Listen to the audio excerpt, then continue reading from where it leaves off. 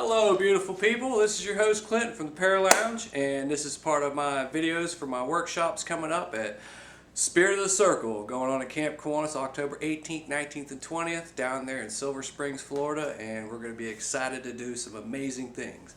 One of the workshops we have going on is called Heart of the Circle, and Heart of the Circle is just what it says. It's the heart of the circle. That's that one beat, that downbeat, that bass drum, the big drums, the ones that are letting you know this is the time to come together into the one. So that's what Heart of the Circle is about, and that's what we're going to do.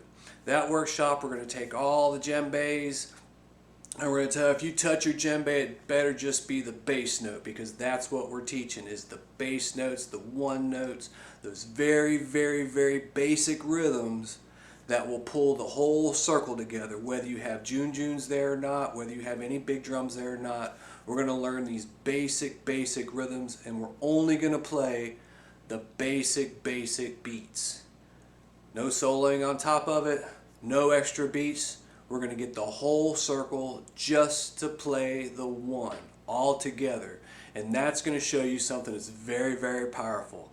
And that's going to be unity. Now, one of the things that we're going to do is show you these basic beats, get you to play these very basic beats all together, get that nice, strong, intense groove going with a nice one beat.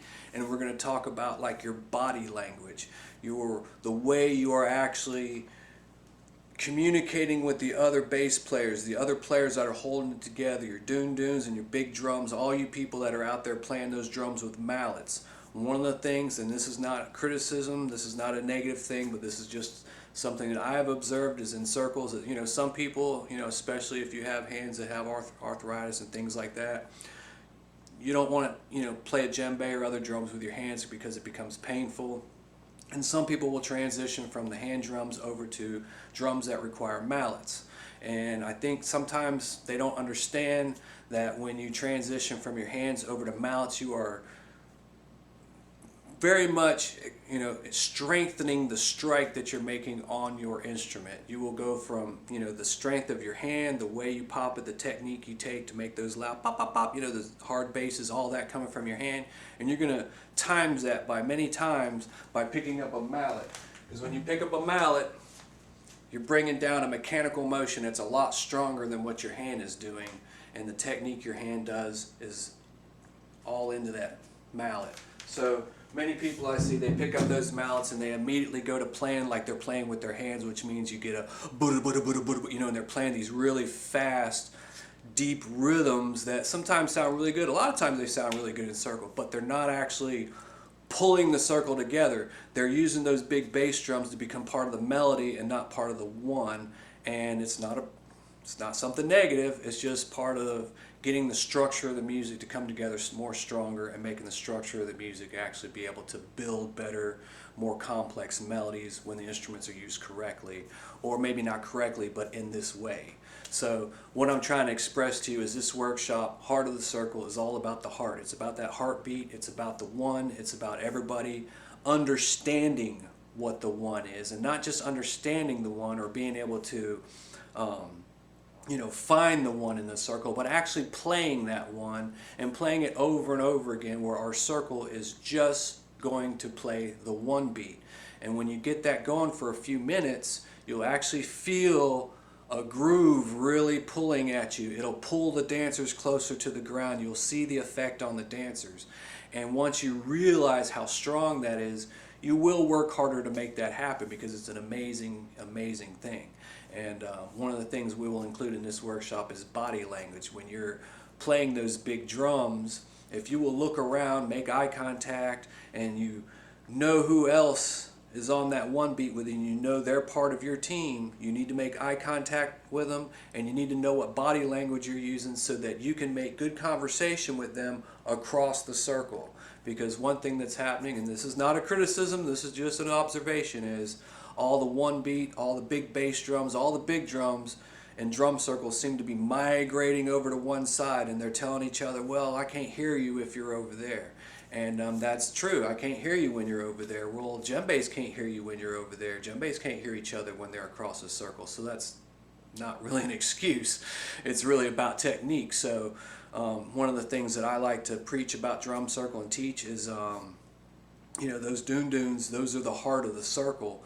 And as an example, and the way I'd like to explain it to you is your heart is right here in the center of your body for a reason. It's in the center because it moves all of your circulation, all of your blood. It's pumping, it's making that one beat throughout your body, and it has to be in the center so that it can give everything evenly and everything gets the right amount. Well, when you take all your drums and all your big bass drums and all your doon-doons and you put them all to one side of your drum circle, you're basically taking your heart and you're putting it like over here, or maybe over here, or maybe down there. But you're moving your heart around the body into a place where some organs can hear it. You're right there, you're next to that huge wall of dunes and you can hear it really well, but the people on the other side of the circle, they can sort of hear you. You think the dunes can be heard over there, but when you have a big drum circle, even the dunes can get lost. So what we're doing is we're really concentrating on how to bring those dunes together and the placement of them. It's just my opinion, but if you put those doons in the center of the circle, if you put a little bit in this, I'm not trying to offend anybody, but if you put a little bit of your ego away and quit standing up and feeling like a rock star behind those doons, and you get into the very center of the circle and you set them in front of you and you sit down, you're putting the heartbeat as close to the center of the circle as you can. You're putting the heartbeat as close to the dancers as you can. And the center of the circle is a lot smaller than the outside of the circle, so that would force the doon-doons to move around that center of the circle in such a way that they're spread out, but they're really not that far apart. And if you learn what the body language is between all of the players, then you can realize that that person is hitting their one note because they're lifting their mallet and they're using the body language to show you where they're at in the music. And if you're showing each other where you're at in the music, everybody will pull together just out of sight. They don't even have to listen to each other. I would almost be willing to do an experiment where everybody put earmuffs on and blocked out all of their hearing and just played and felt like a deaf person and felt it in their feet.